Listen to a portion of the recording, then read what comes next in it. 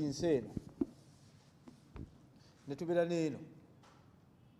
Eno license ye y'abalenzi, eno license y'abaki, y'abawala. Eno egenda kusaba kyaki. Mumanyi tulina ebintu bizibu. Oli zino bwe zibaggwako ng'agamba ndaba nene eriko bifoneke ng'ateekamu akafaananyi, naye eno tegenda kukola. License gye tulina yeeno yeya Netball. License gy'okkiriza okubaka.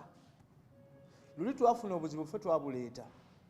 Ow'emmamba wajja nga gwe watwala obudde license n'ogijjuza, si bwe kiri? N'ow'ekika ekirala najja nga license tebaaziza nazikola ki? Ne mugamba naye tusambe. Mbakubiriza license ng'ez'abalenzi bwe zikomawo n'ez'abawala bwe zikola ki? Esoose okumanya ebika ebyewandiisizza mu muzannyo guno ogwa Netball ebinaazannya omwaka 2023.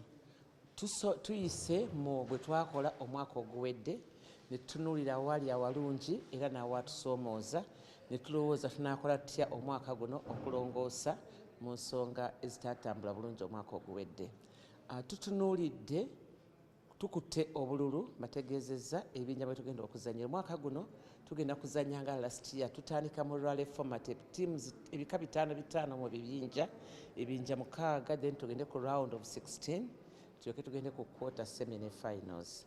Ebyo tubaddemu. Kaakati wenjogerera tufunye omusomo. Tufunye omusomo okuva eri omukugu okuva mu Uganda Netball Federation. Omulamuzi w'omupiira guno ali ku ddaala erya level C mu Africa, omu ku bali ku ddaala erya waggulu mu ggwanga lino Uganda, azze okutuyisiza mu tteeka eribadde likuba abakulembeze b'omuzannyo